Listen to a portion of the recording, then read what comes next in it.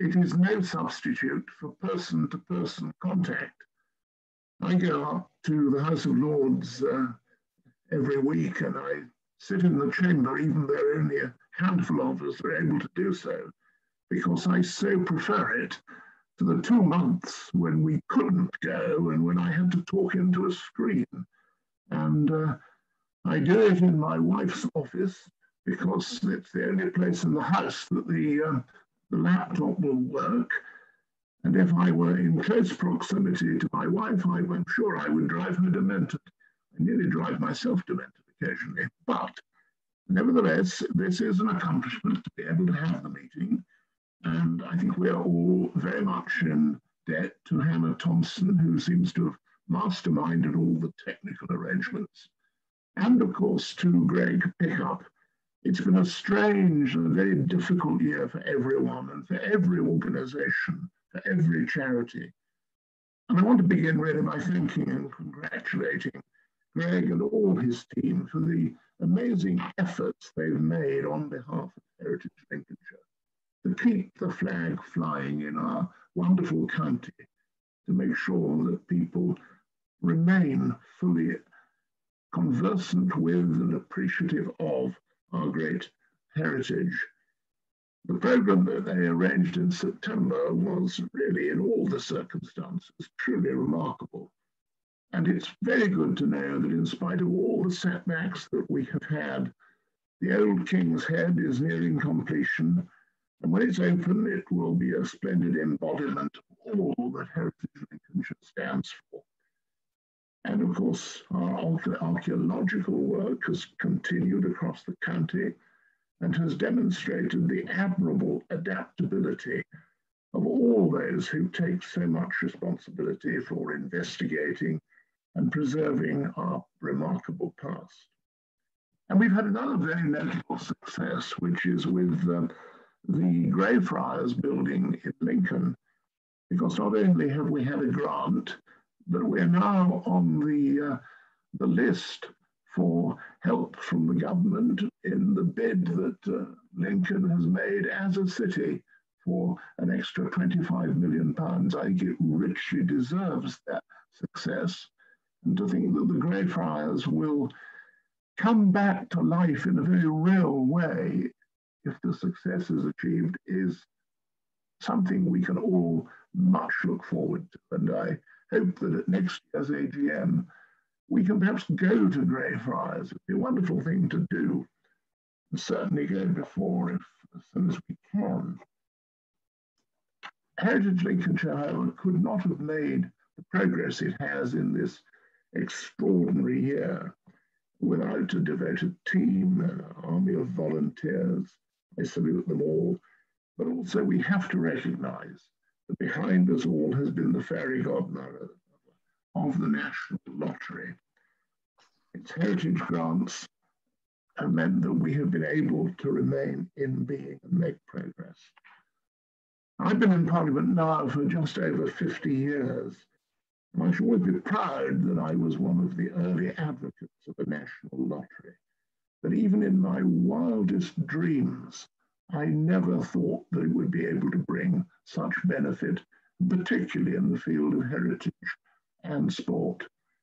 So thanks. We should raise a metaphorical glass to the National Lottery and thank them for all that they have been able to do. Long may it continue its wise generosity. Now, I'm very glad that my message has not had to be read, that technology has enabled me to speak to you, although not to see more than 2 or 3 of you on the screen. But we must all devoutly hope and pray that next year we are able to meet together. And given the successful vaccine, life by then should have returned to some semblance of normality. But the heritage sector, in spite of all that I've said, has suffered grievously. And whether we're talking in terms of English heritage or county bodies such as our own, we have a lot of ground to make up. but I'm sure that with Lincolnshire's well-known enthusiasm, we will be able to do so. So as I hand over to those who will now conduct the business of the meeting, I wish you all every possible success. Thank you all who have tuned in tonight for doing so, and hope that you will all be able to tune in a physical and real rather than a virtual way as we move into 2021. Thank you all very much.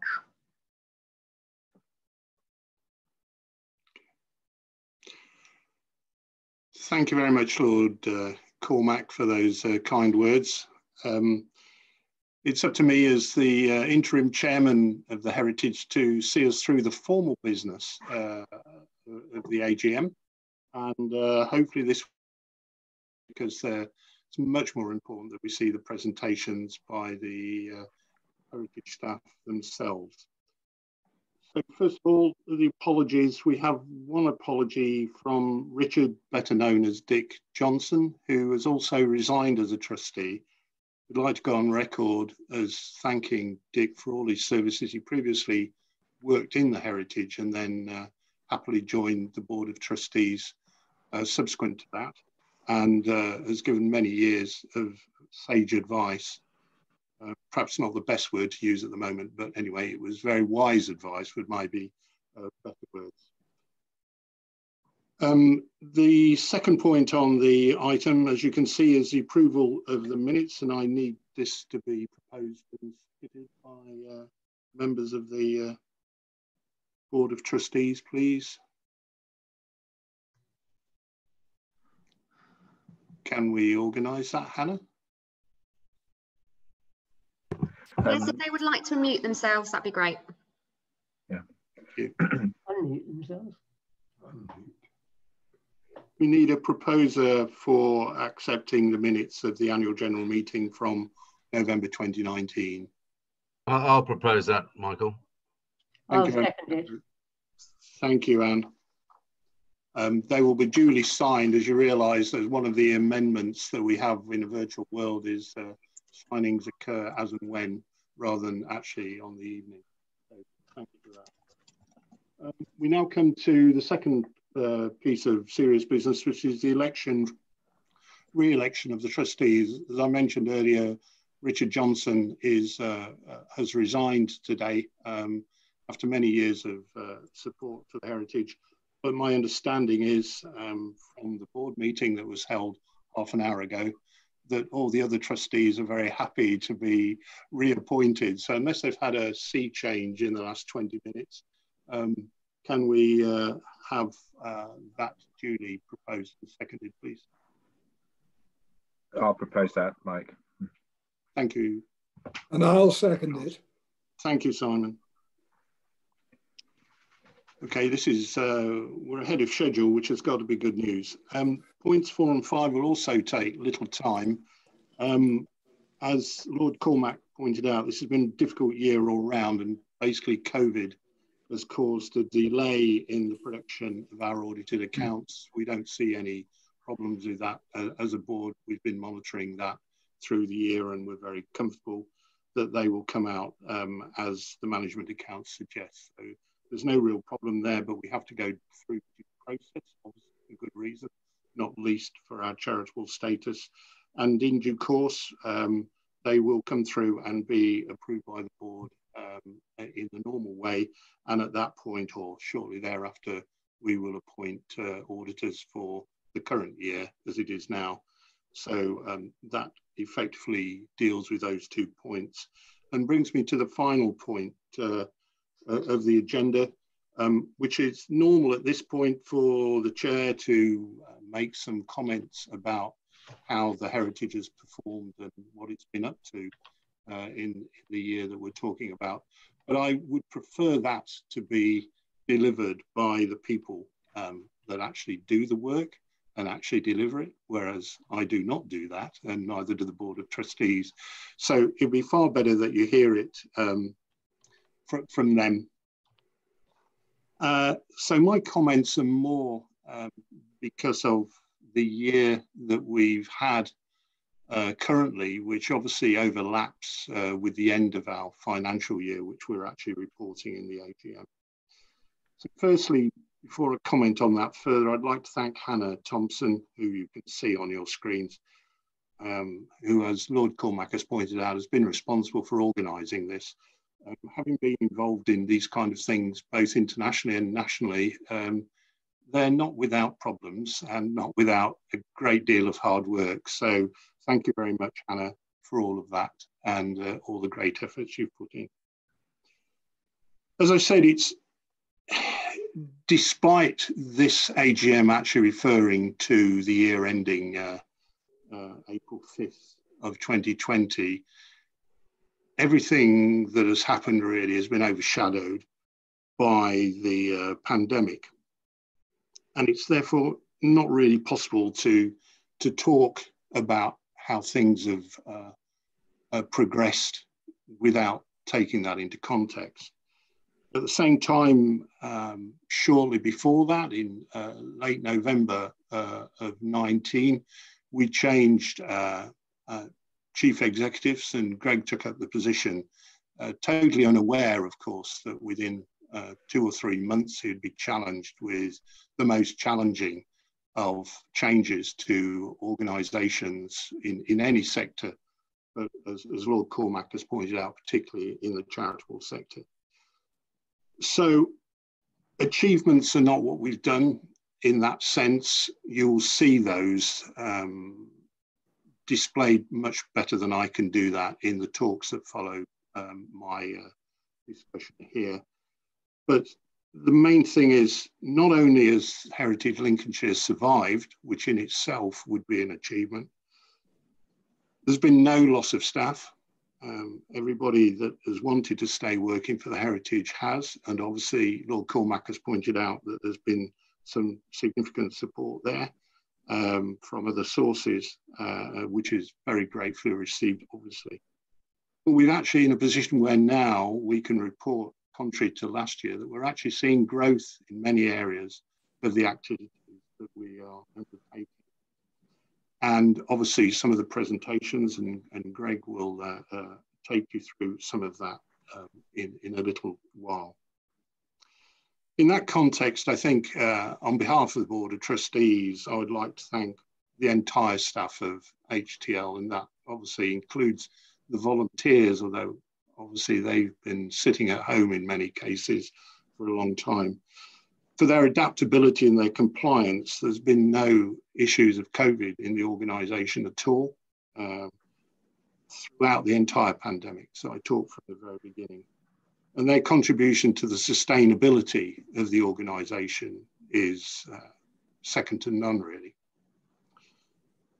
Particular thanks to Stephen Rowe and Greg Pickup, who've taken on the challenge of managing the financial situation of the organisation, which changed pretty much every few weeks with furloughing and then not furloughing and all the rest, and managing what can be done and what can't be done and all the rest. Under normal circumstances, running an organisation that is as varied and as complex as the Heritage is a challenge in itself. Doing it under the conditions that I've just outlined, and you're all very familiar with, it's pretty much monumental, really. So thank you on behalf of the trustees for that. Finally, and hopefully not causing too many blushes, because he's going to talk shortly after I finish, I'd like to thank Greg. As I said, he has come into the CEO role and within a few months has been confronted with this. So not only has he been trying to find his feet with the role overall, but has unprecedented impact of the pandemic to deal with as well. His calm assurance, I think, has been a perfect demonstration of what real leadership can do for an organisation during a major crisis. It's very difficult to praise him highly enough, really. And so I think our sincere thanks from the Board of Trustees for is fantastic efforts. I think that's enough of me. I am very happy to take a back seat and to mute myself, and my wife will be very pleased to know that too, and to hand over to Greg to tell you all the good things that Heritage Lincolnshire actually has done during those years, is continuing to do, and will do more so in the future. So thank you again, Lord Cormack, for your kind words. Thank everybody in the team, and thank you, Greg. Lead off the good news. Thank you, everyone. Thank you very much, Mike, for those incredibly kind words, and also to Lord Cormack for your welcome and for your kind remarks in turn as well. Good evening, everyone, again, and thank you for choosing to spend your Friday evening with us, supporting our work and hearing about what, despite outside circumstances, is actually a very exciting time for Heritage Lincolnshire. And I will try and keep it fairly brief, because I would like to hand over to members of the team who have actually been delivering projects on the ground in very trying circumstances, and we can finally get to all of the good bits with the pictures of what we've been up to, rather than looking at my face for too long. But before I hand over to the team, I wanted to just spend a couple of minutes reflecting on what has been, to say the least, an unusual first year as Chief Executive of Heritage Lincolnshire and of this fantastic charity, that it's great to see so many of our supporters joining us for this evening. And 12 months ago, many of you will remember we were at our AGM in person at Bishop Grosseteste University. And when I was thinking about today and the fact that I'd be addressing all of you from my dining room table rather than from such an august setting, I remembered last year and took some comfort from the fact that actually these things are often not quite as we imagine them, even in person, as those of you who witnessed the fire alarm during last year's AGM will recollect. What many of you may not remember, hopefully will not remember, is the fact that I also had the unfortunate other matter to deal with, which was that I managed to spill an enormous cup of coffee down my crisp new white shirt on the way to the meeting, which I attempted to hide throughout with my jacket and tie, and I'm hoping most of you missed that. But anyway, the lesson for me is that even in the midst of challenges, we are actually, all of us, very generally good at just getting through and carrying on regardless. And that is certainly what we've been doing at Heritage Lincolnshire over the last 12 months. And as I've come to appreciate over the last year in particular, Lincolnshire's heritage and Lincolnshire folk really are made of tough stuff. And that has been evident, and it's been true across our organisation when you look at what, despite the challenging circumstances, we've managed to achieve over the past 12 months. And as I mentioned, I will leave it to members of my fantastic team to give you some more of the detail of that. But I would just like to echo some of the earlier comments about the fact that we simply could not have got through this period without the absolutely steadfast support of all of you here today, our supporters, our members, our volunteers, our staff and our board, but in particular, our really key funders and supporters at Historic England, the Architectural Heritage Fund, and particularly at the National Lottery Heritage Fund. And their unwavering support has been both in the form of flexibility with regard to our current major projects that we're fortunate to have funding from them for, but also the emergency and recovery funding from which we've greatly benefited. And off the back of that, we have genuinely every reason to be optimistic. We are, of course, facing what could be really quite a tough winter. However, within Heritage Lincolnshire, we're really seeing green shoots of recovery. After a tough start to the year for the archaeology team, our order book is picking up and looking healthier than it has in really quite some time. We've got the team working busily on projects all over the county and beyond. You will all, I'm sure, be keen to hear more about the Old King's Head, our flagship 9-room B&B with cafe and meeting space, which will be opening in 2021. And you'll be delighted to hear that we will be all letting you know absolutely as soon as we go live with our online booking and gift voucher system in coming weeks, which will, of course, make the perfect Christmas present for any heritage enthusiast. And we look forward to seeing all of you there in the new year once restrictions ease up. Enough of the marketing on that. We are also now finally full steam ahead on our next exciting project at Greyfriars in Lincoln, which will be an incredible experience for locals and visitors, worthy of this absolute gem of a building, which we look forward to welcoming you all to as soon as we're possibly able to. And on a seemingly more mundane point, but something that truly excites me looking at the organisation, we were incredibly fortunate to recently receive word that we were in line for £278,000 of funding from the government through their Cultural Recovery Fund, again administered by the National Lottery Heritage Fund. And as Michael alluded to, that will allow us not just to survive and to sleep a bit better at night over this winter coming, but actually to plan to actively thrive in future years. And we've got some really, really exciting plans, and I look forward to all of your support as we take those forward. We're investing in new IT and systems and staff and training and support. And one of the most exciting things we've done in the past 12 months is to set up our new trading arm, HDL Enterprises, through which we will retain the Old King's Head, not just in our possession, but we will operate it ourselves through this trading arm. So any of you that are fortunate enough to stay with us in the new year and experience what will undoubtedly be a wonderful venue and a flagship scheme for us and for Lincolnshire, the profits that we will hopefully make from that will come right back into the charities to supporting our future work. But as I say, enough on the marketing spiel.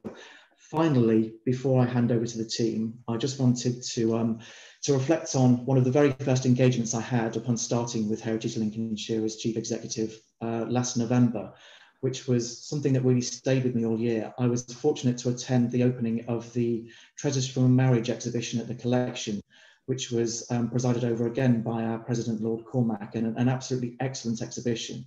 And in the opening remarks to that, the President of the Royal Academy spoke very eloquently about keeping faith with those who entrust us with the care of the county's treasures for future generations. And that absolutely goes to the heart of what we're doing here at Heritage Lincolnshire. I feel incredibly fortunate to have been entrusted with the trust of the board, the staff, the volunteers, and the members who are with us tonight to take that mission forward. And I hope that I can repay that with, in the next year, seeing coming to fruition all of the projects that we have in store and more beyond. I hope you all enjoy this evening's presentations. It's been my absolute pleasure, despite circumstances, to spend the last 12 months heading up a team making such fantastic, valiant efforts despite incredibly challenging times. And it's also my pleasure to hand over to one of my managers, Gail, who will give you a bit more information about the detail of the work that we've been doing over the last 12 months. Thank you all for listening. Thank you very much, Greg. Good evening, everybody. It's lovely to see that we have, as well as our trustees, we have a number of our supporters, funders, project partners, and colleagues from across Lincolnshire joining us. My talk this evening is really a little bit of an in-depth and whistle-stop tour through the work of the Heritage Trust of Lincolnshire, because I know many of you will know our organisation, and you've been supporters and with us on our journey for a number of years, ever since we started.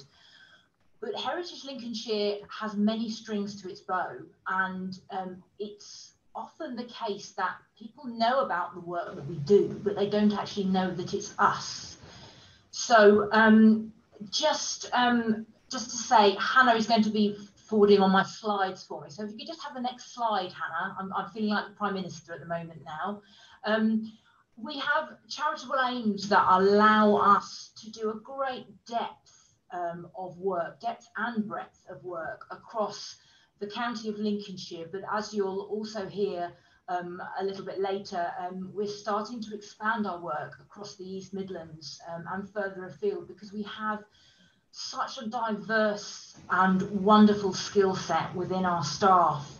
Our skills are in expertise and required across not only the county but the region and further afield. But first and foremost, our work is concentrated within Lincolnshire. And as you can see from our charitable aims, we want to deliver activities for people who live and work and visit Lincolnshire in all sorts of diverse and exciting ways. So this presentation I'm providing is just a short whistle-stop tour to remind people of all of the work that we're doing and to perhaps reflect on what we've been doing whilst the pandemic has meant that so many of the things that we would normally deliver in a certain way we haven't been able to deliver. So next slide, please, Hannah. Again, this was a fantastic slide that our former CEO, Liz Bates, put together when we were celebrating our 25th anniversary, just coming up for 4 years ago now. But what you can see is roughly there is a broad correlation between the fact that we have been operating as a charity for 25 years and that we've raised £25 million through a variety of different methods, and that's quite an achievement in a relatively short space of time. And I have been reassured that we are going to update this for next year, because I think going forward it would be very useful to take a snapshot every 5 years and see if we can broadly match that. So I don't know what Greg thinks about this, but I'm quite excited by the fact that perhaps for 30 years it'll be 30 million, Greg. I'm not going to, thumbs up, thank you very much. But I think that just goes to show you in those categories all the different areas that we are involved in. And if we have the next slide, Hannah, I'm going to start talking about some of those different areas. And my apologies to my colleague Matt, who is in the middle of this slide. It's a wonderful slide of him delivering one of our talks recently for a project we've been working on up in north of Lincolnshire for the Isle of Axholme and Hatfield Chase Heritage Lottery funded project. We do a lot of education work and lifelong learning, and for many years we were a partner with the GROW programme with Lincolnshire County Council, but we think that we have such an amazing skill set in the team that we have developed quite a large short talks programme, which you'll see on the left hand side. My apologies that it's quite a small slide, it's because I was trying to fit everything in, but it basically shows you we have such a diverse team. We can give talks on buildings at risk, on understanding the development of buildings through time, medieval food and cooking, and as Hannah is looking to develop through our business partnerships, we're starting to expand, bringing in external speakers as well. And there's an example there of a sting in the tail, which was held on Halloween, about making a thread from nettles. So again, it's just one example of the diversity that heritage within the county allows us to showcase to a wider number of people. And if we have the next slide, please. A key aspect of this is not only to deliver to our existing supporters and members and adults. We believe that it's very important to also engage and infuse children, because children are so important for the future conservation of our wonderful county and heritage. So we do a lot of projects in schools and out of schools. And here are two examples. The one on the right hand was a very recent project undertaken last summer in Boston, which was a community dig. And one of the members of our team, Lydia, is in the foreground there, showing the next generation of archaeologists about understanding site processes. So we do a lot of education and outreach work with young people as well, but we expand those opportunities. Next slide, please, Hannah, to where possible, offering opportunities for people to get involved in archaeological work. We really do three different aspects of archaeological work. We do community digs, which is often working on funded projects, infusing and inspiring people to find out about important archaeological sites, but also digging up their back gardens and seeing what they might find there, which is the photo in the top of the screen. But we also, through our archaeological unit, APS, undertake research projects. And one of our most recent and very successful projects was on the Lincolnshire Long Barrows project. And the picture on your left you can see is one of the examples of the Long Barrows, which we undertook a geophysical survey of to try and understand those better. Our archaeological team also were involved in the construction of many sites across Lincolnshire and further afield, and they're responsible for ensuring that we record any archaeological sites of significance before those sites are developed. So we really do have all aspects of archaeology covered, and it's very exciting to talk about those projects and enthuse about how people can get involved in those. Next slide, please, Hannah. Most of you will know the Heritage Open Days programme that Lord Cormack referred to in his opening speech. This year, Heritage Open Days has been very, very different. The programme's been running for pretty much as long as the organisation, and we in Lincolnshire pride ourselves on such a massively well-supported programme where we wouldn't be able to do it without all the support of the volunteers. But of course, this year, we estimate there's been a 70% reduction in the amount of sites that we're able to open and operate, not only within Lincolnshire, but actually nationally as well. So we've put together some initial feedback of those results from this year. You can see that originally we were looking at nearly 150 events, but with the pandemic, those were reduced to 60. Again, what I would say is credit to Charlotte Davey and Hannah Thomas, and also Ray Knight, who is one of our stalwart volunteers.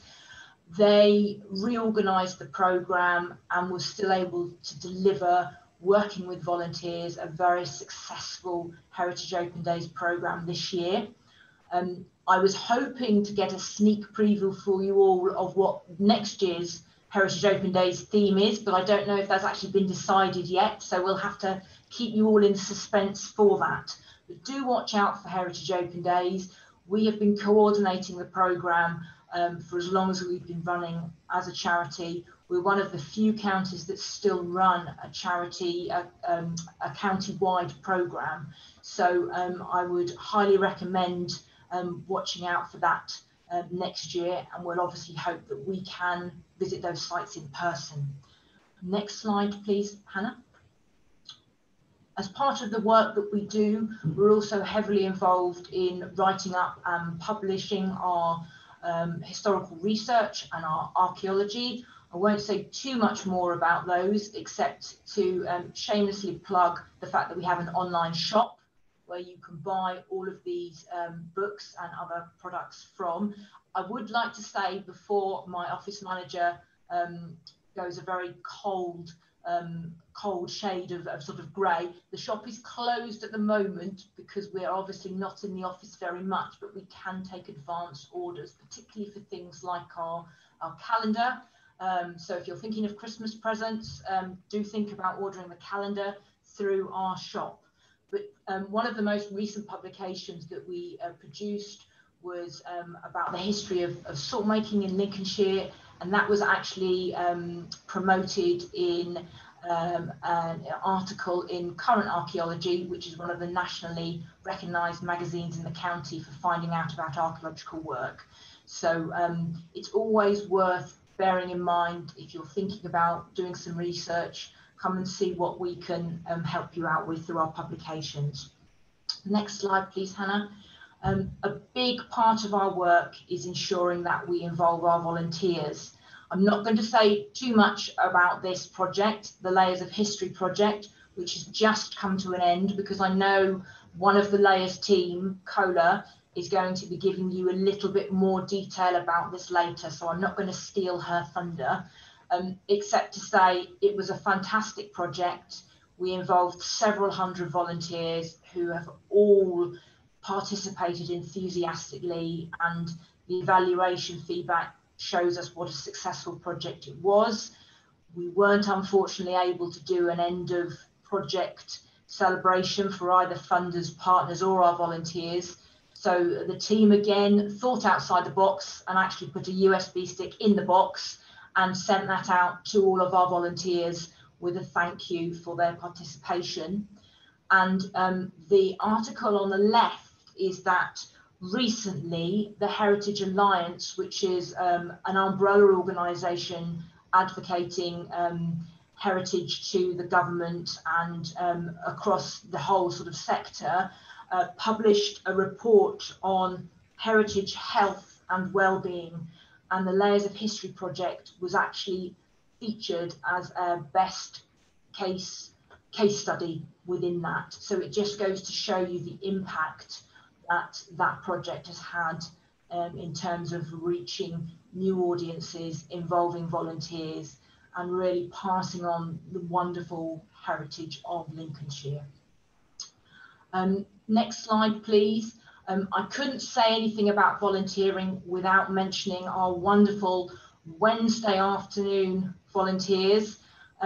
We have regular volunteers who come into our office once a week and do all sorts of wonderful things for us that we wouldn't be able to do without their help and support, largely because they are skilled and experienced in so many different ways. They can provide a lifetime's worth of expertise in helping us with things like archiving the Hilary Healy collection, sorting out our library, helping with collections management. And a big aspect of thanking those volunteers was making sure that we provide them with a fantastic experience with us, which is why we are an Investors in Volunteering accredited organisation, which is again a way of measuring best standards in volunteering. And that was achieved for the second time just over a year ago. And that's some of our Wednesday afternoon volunteers, including our wonderful volunteer coordinator at the back. The lady with the glasses is Jackie Goodall, who again does so much for us, coordinating several hundred volunteers and making sure they all enjoy the experiences with us. So if you are interested in volunteering with us, again, we've had to pause the work that we do in our office, but we're always looking for new opportunities. So please do get in touch. Moving on, a big aspect of our work in our heritage buildings team is that we support communities with heritage at risk. I could ask for people to tell us where these properties are. Hopefully they will be familiar to you. They are fantastically iconic Lincolnshire buildings, and we've been working with the local communities to secure new uses for those historic properties, where so often their original purpose has largely been made redundant. And the building on the left is the number 2 to 4 marketplace in Caister, and the building on the right is Bourne Town Hall. And we've been working with those communities through our Heritage at Risk support officer, Catherine Moore, who has been instrumental in helping groups get a really good firm foundation to securing a future for the building, setting up governance, and then having those all important crucial conversations with funders. And obviously we are a building preservation trust within our own right, so as well as supporting communities, we also are one of the most active building preservation trusts in the East Midlands. And if we can have the next slide, Hannah. It's a blank screen, but I did know that was coming, because here's the before and after pictures of Mill Hill Cottage, which is in Little Steeping, which was in a very dilapidated state when it came to us. And we were very grateful to work with the Lottery Fund and other funders to be able to restore that traditional mud and stud cottage to its former glory. It has recently received a wonderfully rather orange recoat of paint. It looks wonderfully bright now, and literally this week, I'm sorry I didn't put the photos up for you all, we rethatched it again using wonderful skills of a master thatcher, which again is a fantastic skill that we can share through our charitable works, and that building is now secure and operational as a long-term let. Another one of our buildings that we worked again to restore was, many of you will know this is 116 High Street in Boston, very, very significant building just off the town centre now. The owner approached us and we worked with those groups to restore the building to its former glory. And I hope you'll all agree it looks absolutely beautiful, marvellous building. It was sold to the Lincolnshire Community Foundation after it was restored, and it was just another example where we were able to work with project partners and funders to secure and restore a beautiful building within Lincolnshire. And as Greg and several others have already alluded to tonight, our latest building, which is undergoing transformation, is the Old King's Head in Curtin, which, as you can see, was another building in a very sorry state, dates from the early 16th century. And a few years ago, whilst Liz Bates was still our CEO, we were successful in achieving a Heritage Enterprise Fund grant of £1.9 million to restore that building. We were originally looking at restoring it with the thatch roof that you saw in the previous picture, which was courtesy of the Spalding Gentlemen's Society. Unfortunately, once work was underway, we realised that that wasn't going to be possible.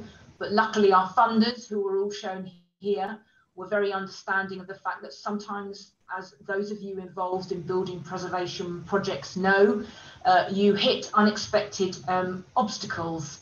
I think most of us would agree the pandemic has unfortunately been a very unexpected obstacle. But actually, for the Old King's Head, it allowed us to pause in the project whilst it was underway. We were still able to do a lot of outreach to show people about that project, as you can see from the next slide. Thank you, Hannah. Sorry, I've stopped asking you to forward them on. But what the delay has allowed us to do was just reflect on what that building is going to be used and the outbuildings are going to be used for. So if you forward on the photo of the slide again, Hannah, please. Oh yes, that was a very exciting part of the work that we undertook, was that we actually found two former families who lived in the Old King's Head and recorded their memories, which was a lovely thing that we can put into the future guidebook about the history of the property, which again has been supported by our wonderful volunteers. So I will get to the slide I was going to get to. The Old King's Head, as Greg alluded to, is going to be opening up next spring.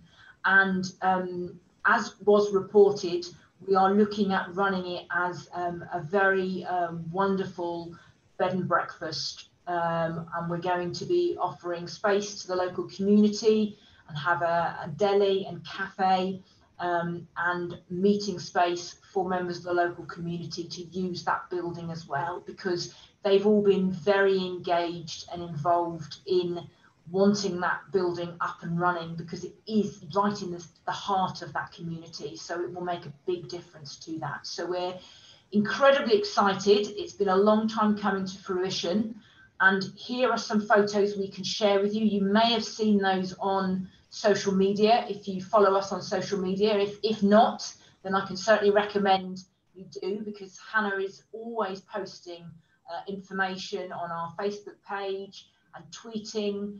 We have an Instagram page, we have a LinkedIn page. So if you are interested in keeping up to date with what's going on in the charity, do look at those. And some of these photos were shared quite recently. As you can see, We are very close and nearing completion, and Greg reported at an earlier meeting tonight that some of the internal fittings are starting to go in. So the end is in sight, and we're really looking forward to the opening of that building. Our next project, next slide please, Hannah, is Greyfriars. I won't mention too much about that project except to say it's a partnership project working with the City of Lincoln Council. For those of you who know the building, it's literally right off the centre of Lincoln High Street.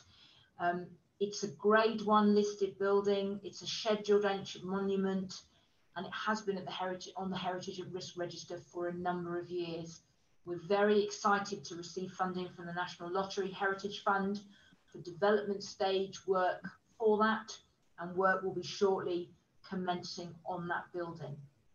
My last slide this evening is to just talk a little bit about the fact that I mentioned right at the beginning that Heritage Lincolnshire has such a wealth of knowledge and experience.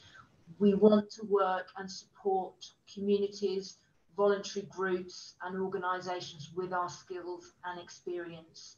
So about 3 years ago, when we undertook part of the business review, we recognised that actually we have a unique skill set, which is the staff that we employ and the areas of expertise that we have through not only Heritage Lincolnshire, but all the archaeological skills we have in our archaeological team, archaeological project services. So as you can see from the list, those are just the things that we can offer to groups, communities and partners with our consultancy work. We have other examples of leaflets with APS as well, but I'm going to pass over now to my colleague Matt, who's going to be talking about some of those areas of expertise, how we've been able to use those in Boston and the exciting work that's going on in Boston. So thank you very much, everybody, for listening to me. I hope you found that interesting. I'm very happy to take questions, but I'm now going to pass on to my colleague, Matt. Thank you. Right, thanks very much, Gail. Yes, I'm Matt Bentley. I am the Conservation Project Manager at Heritage Lincolnshire. And yeah, just to reiterate sort of Gail's point, before I talk particularly about Boston Townscape Heritage Project, but also some of the wider consultancy roles that we've had over the last 12 months, is we've been obviously aware of a long time. We've had a large, long-standing commercial archaeology unit and the great work that archaeological project services do. But we were aware also as an organisation that there is a wider sort of gap for sort of heritage expertise, particularly in Lincolnshire. And whilst Heritage Lincolnshire have been involved in many long-standing, successful projects, particularly as a building preservation trust, we wanted to be able to offer those services out on a more on a commercial basis as a heritage consultancy to then help support our charitable aims as an organisation as well. So basically to give us diversity in our income stream, but also be able to offer more back into the charity and out into the wider community. One of the roles that I particularly manage though is a Boston Townscape Heritage Project. It is a £1.8 million funded project, funded primarily with a £996,000 grant from the National Lottery Heritage Fund and supported also by Boston Borough Council. And working in partnership with Boston Borough Council, we are managing and delivering that project. And I thought it'd be quite an interesting thing to talk about because people will be aware of potentially of the work we did in Boston previously, managing the partnership scheme in conservation areas, again on behalf of the Boston Borough Council, which was funded by Historic England. So can you just jump to the next slide, please, Hannah?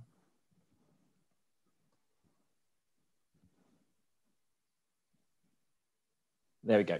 So this, as some of you might remember from the last AGM, was the final building completed in the partnership scheme in conservation areas, which is 49 Marketplace in Boston. And you can see the transformation from the shop front on the left to the shop front on the right, about the large impact that shopfront regeneration can have on the character and appearance of a building, but also of a wider town centre. Boston being an incredibly historic town, as most of you will know.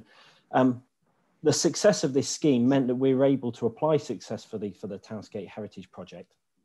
It actually got its formal commencement in 2017, but due to delays in recruitment and one thing or another, we didn't really get started on the project until last year, which means that we've really been pushing it for about 20 months, really. But in the midst of that, obviously, we've had the pandemic, which it's unfortunately slowed us down. But we have made some what is quite interesting progress on both the buildings themselves, but also the activities in support of that, which as an organisation, we feel like we're really in a good position to deliver on both aspects of that work. I'll jump to the next slide, please. So this is the area of the Townscape Heritage area. You can see it's quite a tight, condensed area. For those of you that know Boston, the big green building at the top of the map is the former Marks and Spencer's building. And we're taking in parts of the marketplace, also down Dolphin Lane and onto Pump Square. So it's quite a tight area. And the benefits of a tight Townscape Heritage area is that you can see a noticeable and discernible difference in the character of a place, rather than a more sort of wider shopfront regeneration scheme, because the results are that much more sporadic. But through this scheme, we are giving 85% grants for reinstatement works to shopfronts and 50% grants for structural repairs and repairs to historic fabric, hoping to be able to reignite uses of those properties. Now, when this was commissioned or agreed in 2017, that was actually less of a problem than it is today. Vacancy rates are obviously increasing, particularly with the ongoing pandemic. So this sort of investment is quite vital to be able to help, to be a catalyst and kickstart the reuse of some of these buildings. And it's often that catalyst that those property owners need for that investment to start to then progress that, that work on the building, get it up to a good high standard of fabric repair to encourage future uses and occupiers. Get the next slide, please. So this is just a couple of examples of the area. The top image is Dolphin Lane in Boston, Boston's best surviving medieval lane. Most of the buildings down there are 17th and 18th and 19th century. Opening onto Pump Square, which is a formally planned 18th century Georgian development. But we've also got lots of things like engaged medieval fabric in the buildings because Boston is such an amazing historic town. Next slide, please. Like the former Seeker scheme, Townscape Heritage schemes are, in the first and foremost instance, are evidence-based reinstatement and restoration projects. What we are benefited with in Boston, particularly on the marketplace, is a wealth of historic photography in the area. So we can use that as our evidence base to look to reinstate that character. I mean, that's certainly the case in marketplace in Boston, but Dolphin Lane and Pump Square, less so, as our other two areas of primary intervention. But we can just see from these two images the sort of character and appearance that we can, given investment, given the opportunity, reinstate into an area. Next slide, please. So I'm just going to run through very quickly some of the first projects that we're hoping to get off the ground. Now, these are projects that we are hoping to imminently offer grants on.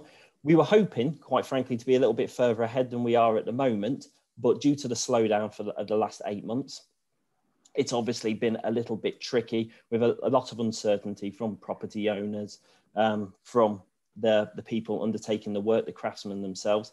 But this is 16 Dolphin Lane, 16 Marketplace. It's on the corner of Marketplace and Dolphin Lane. Those of you who know Boston, it was the Millets building for an awful long time. what we can see is the building on the left as it is today, a vacant unit with a latest 20th century shop front. We've got our historic evidence centrally, our historic photograph centrally, and then we've got the architect's drawing from the listed building consent and planning permission that has been granted on that works.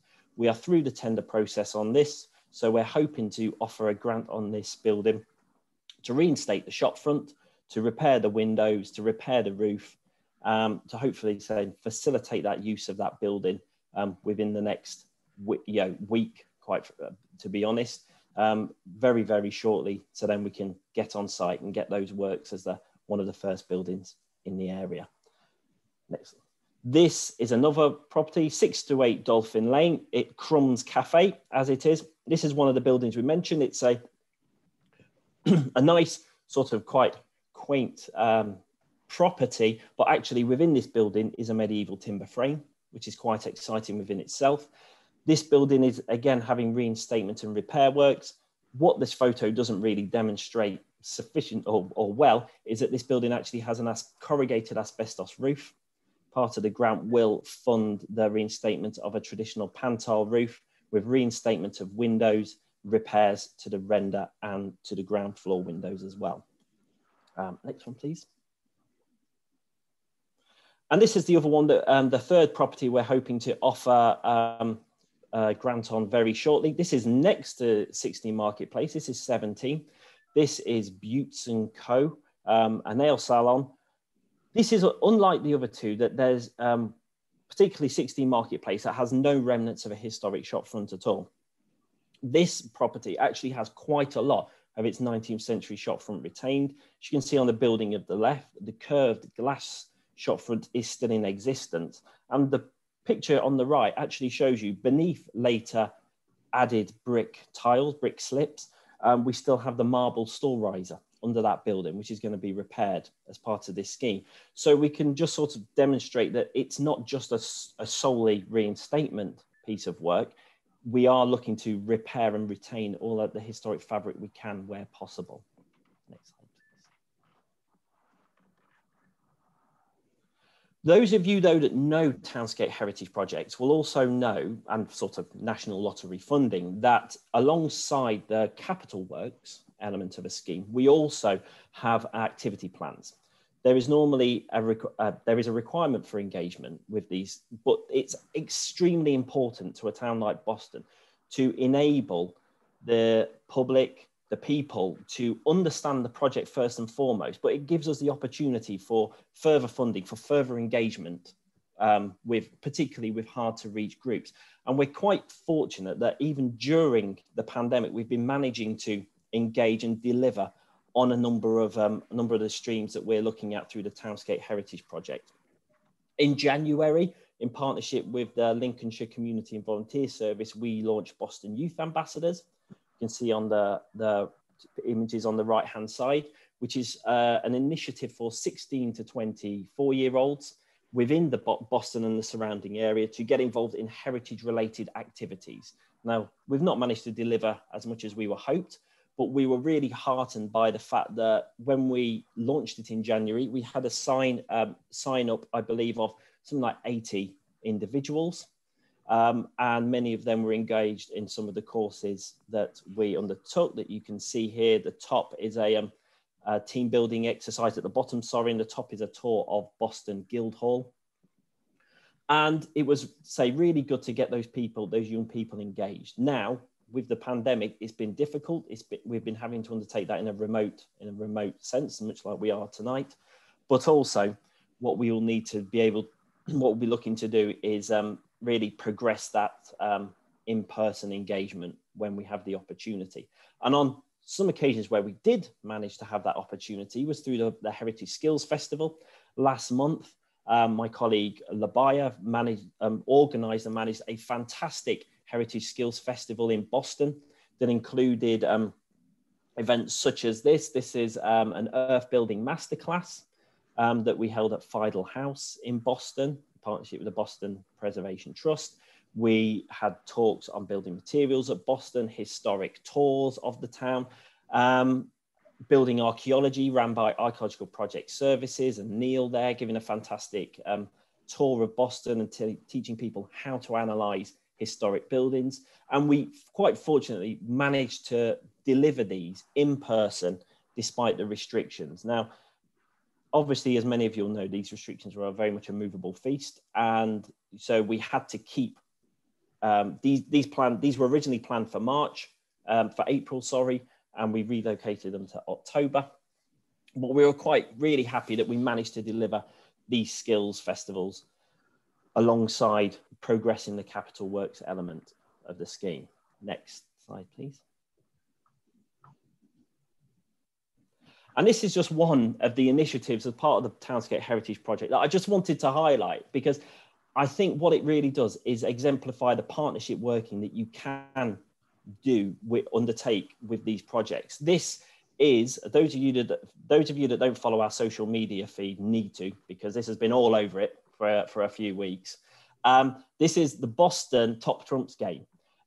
We partnered with Boston Big Local, which is another national lottery funded scheme within the town of Boston, to produce this.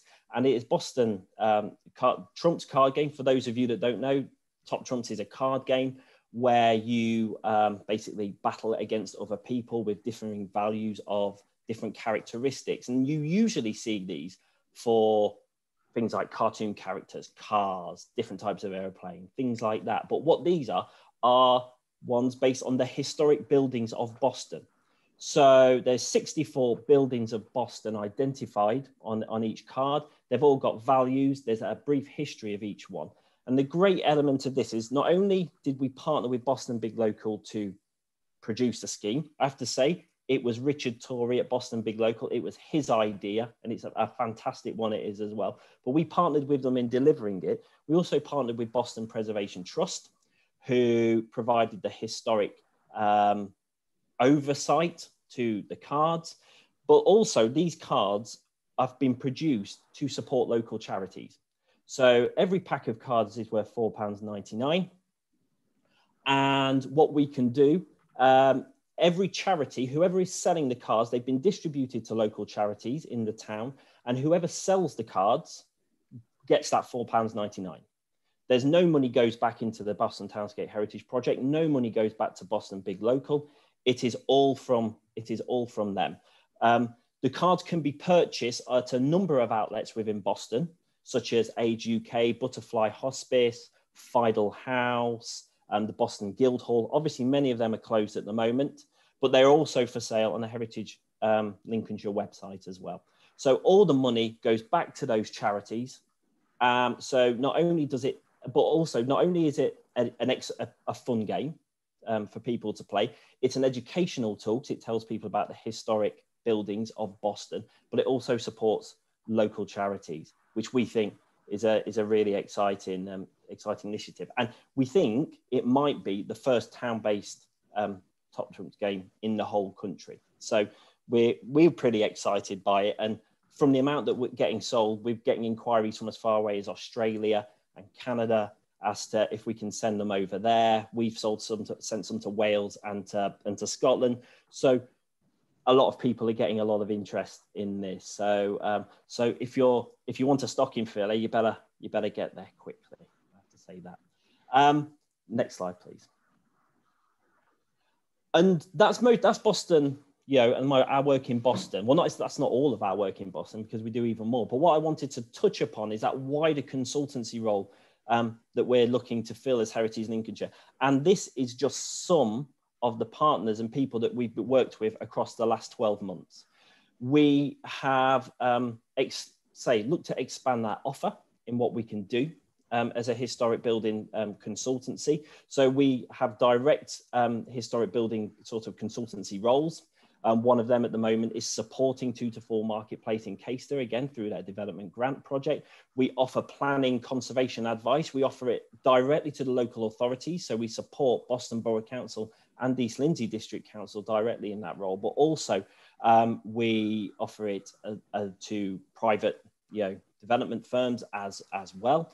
We offer strategic wider heritage advice. Gail, who spoke previously, wrote the heritage strategy for Boston Borough Council, and we're currently working on one as well for North Kesteven District Council, and we support national initiatives supporting development of schemes for high street heritage action zones, supporting town deals, which was mentioned previously, the town deal scheme. We directly supported proposed schemes for Boston, Skegness and Mablethorpe to do more shopfront regeneration, historic characterization, regeneration within those schemes, and also for Lincoln for the Greyfriars project that Gail mentioned previously as our next big BPT project with Lincoln City Council. So, and these are just a few, quite frankly. I thought, well, I'll just I'll list all the ones I've worked on, and I quite quickly ran out of space.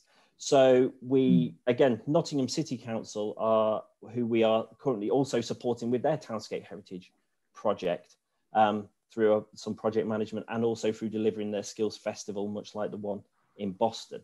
So if, again, would you like to work with us? We've got lots of opportunity there. We'd be more than happy to have a chat with anybody. And that's not only our local authority partners, third sector charitable partners, and also private individuals and organisations, you know, commercial organisations. So I hope that gives a bit of a summary of some of the things we can do, some of the things we do. And I will hand it back, I believe, or maybe over to Cola, I believe now, who's going to be talking about the Layers of History project. Thank you very much. Thanks, Matt. Hello, my name is Cola Jennings, and I'm here to represent the staff who have, over the course of nearly 4 years, delivered the Layers of History project. The other staff members, in no particular order, were Beverly Gormley, Sarah Pritchard, Kate Pittman and Jim Snee. You can see Jim and Kate and myself in the picture. Although it must be said that all staff from Heritage Lincolnshire and Archaeological Project Services have had their input at some point or other. Next slide, please, Hannah. Layers was a complex and ambitious project, and it is a tribute to Heritage Lincolnshire as an organisation that we not only made it a success, but we've also become a model for other heritage organisations who are now following in our footsteps. The central theme of the project has been to engage volunteers with the historic landscapes of Lincolnshire. The first task was to engage the public and inform them of the history that is hidden all around them. We initially chose 8 study sites and set about the task of recruiting our volunteers, which numbered 230 overall during the course of the project. Next slide, please, Hannah. In the end, we conducted studies in Revesby, Freeston Shore, Hackthorne, Hainton, South Ormsby, Harlexton, Aylesby and Sudbury Woods. These studies advanced our knowledge of the history and archaeology of those places and provided training for volunteers in surveying, photography, archive research, geology, historic cookery, and many other subjects. Next slide, please, Hannah.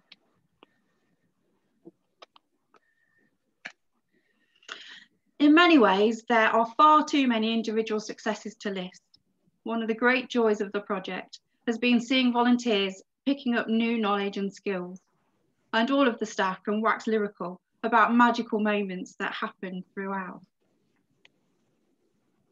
For me, one such special moment was our time in Sudbury Woods, where we set about the task of engaging new audiences for the project in collaboration with the People's Partnership, who are a charity that specialise in enabling access and amplifying the voice of hidden and hard to reach people of Lincolnshire.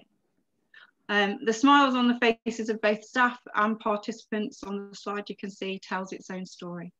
And as Gail alluded to earlier, Sudbury Woods has since been used as a case study by the Heritage Alliance in its new report on heritage, health and wellbeing. Next slide, please, Hannah. There are naturally other standout individuals and moments. One volunteer has gone on to do a master's degree in heritage education and is now sharing her knowledge of historic food and kitchenalia. Others have experienced things they never expected to happen, like being part of a short film, as you can see with the Reevesby slide just there. As one volunteer said, we will remember this day for the rest of our lives. We could go on, Lares could go on. In fact, we have created a legacy for the project that will hopefully promote and preserve Lincolnshire's heritage for years to come. In terms of hard investment, we have acquired survey, photography, and oral history recording equipment that can be loaned to volunteers for their own projects. Next slide, please, Hannah. We have an exhibition trailer that can take the story of Lincolnshire's landscapes on the road. This resource can be used to create temporary infrastructure on sites we would previously be unable to use, as we did in Sudbury Woods. Next slide, please, Hannah.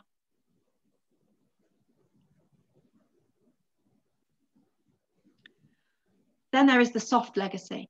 We now have a cadre of volunteers who have developed skills in reading the landscape and carrying out research and presenting that research to the public. Local history groups have formed both formally and informally in places like Reevesby and Aylesby, and existing groups like Hackthorne have found new avenues to study and explore. In Sleaford, a group has formed to devise a tour of the historic sites of the district, and we hope to expand on this. We have another legacy that is only just beginning, a legacy of digital education resources for schools, home learners and adults. New slide, please, Hannah.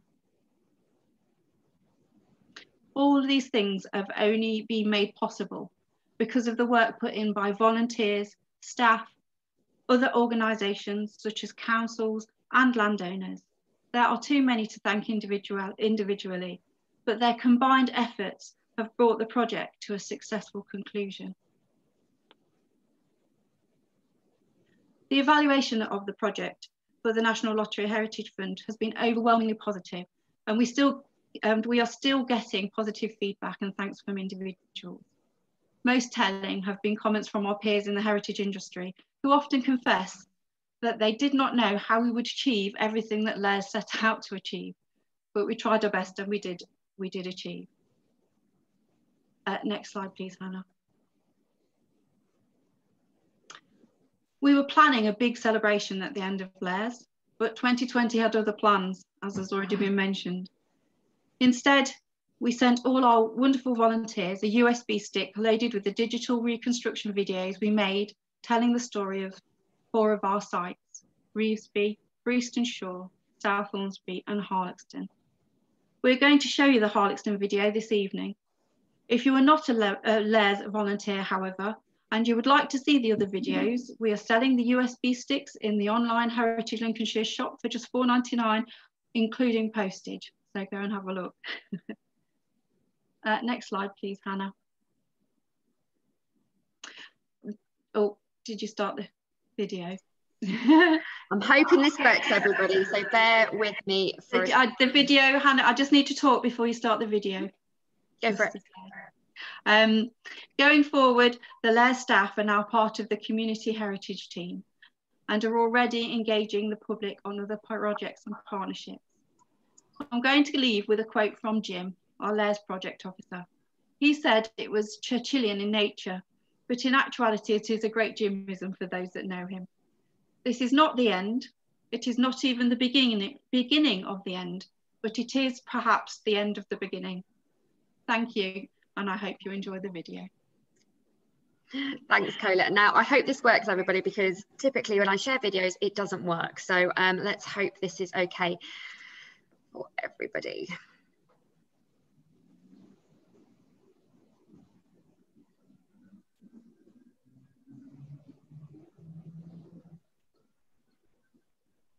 Sweet, can you see that?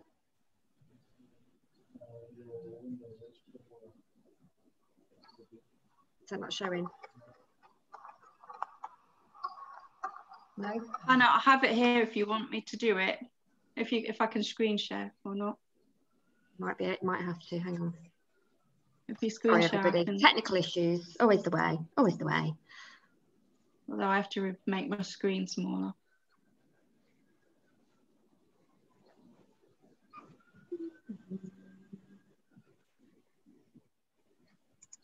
Do you want me to share, Hannah?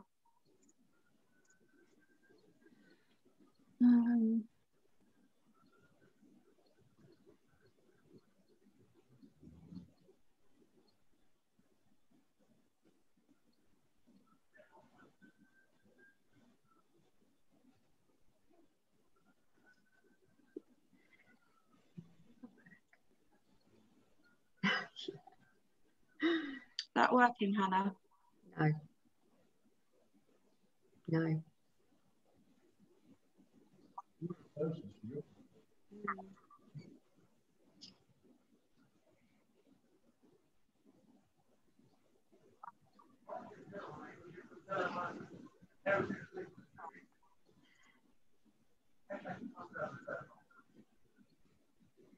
The thing is, it's worse when you do it under pressure, isn't it? Is it me? Sorry. I'm trying to, okay. Can you hear, Hannah? Yeah, no worries. Is what we'll do is we will probably send out a link for everybody to see it. We'll get it up on the YouTube channel for you all to have a view of it, and we'll send you the link exclusively, so you can just see the Harlexton video. But that's a real shame because it's an absolutely brilliant video that the team have actually created. So it's a real shame actually that I did wonder if this would happen. I can probably have another go if people are interested, or did you want to carry on? No, go for it if you want to have another go. If I can find. So I need to share. Right, share computer sound. Share. It's all right, I'll get there. Ah. Yeah, sorry, previously. All right, hang on. It's at the top. Yeah, can you see it? Yeah, carry on. There we go. Sorry about the delay. Woohoo! Thank you. You're welcome.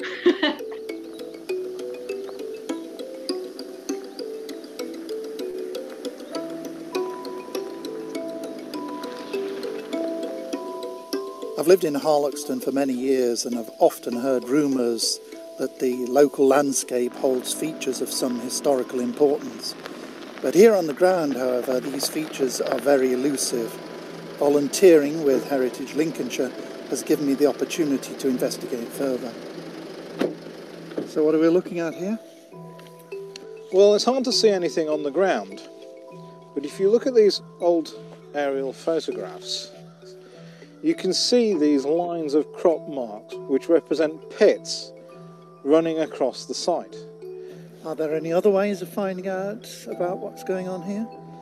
Well, these days we have digital satellite images online which we can use, things like Google Maps, and those are a good starting point. What we are looking at is evidence of an extended period of prehistoric activity.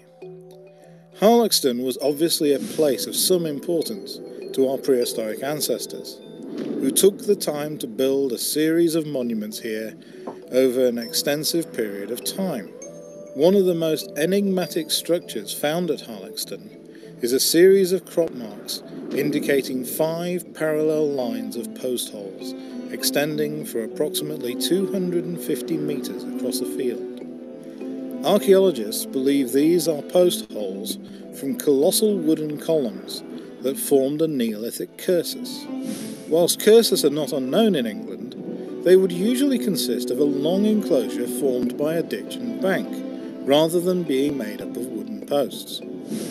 The best known is at Stonehenge.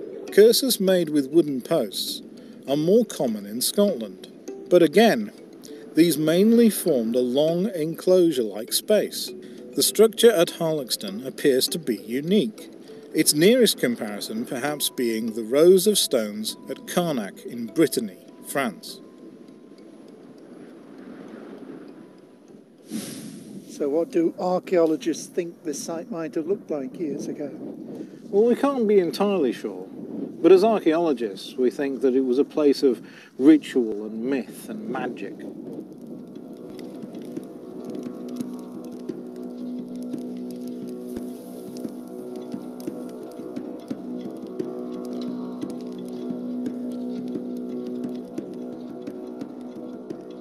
Dated to the early Neolithic period, some archaeologists believe the monument could have marked an important boundary between nearby tribes, or even formed a meeting place where two or more tribes interacted. Another theory is it could have formed a processional route to other important features in the landscape, with the space between the posts being more important than the rows of posts themselves. It is likely that the river at the bottom of the valley would have been an important element in terms of the monument's location. Right. Let's see what else we can find. These features are only just beginning to reveal their stories and possibilities to archaeologists. It is therefore important that local communities and volunteers like yourself value and protect them. Organisations like Heritage Lincolnshire are working with a wide range of people to preserve and promote the prehistoric and historic landscapes of Lincolnshire. To get involved, please contact us to see what opportunities are available.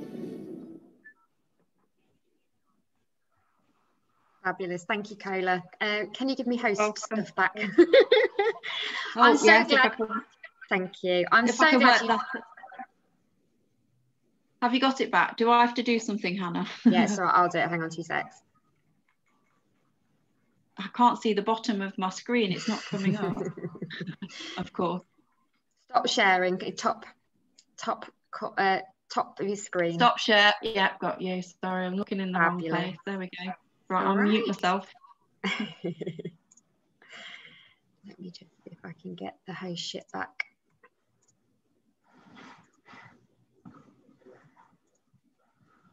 Oh, hang on.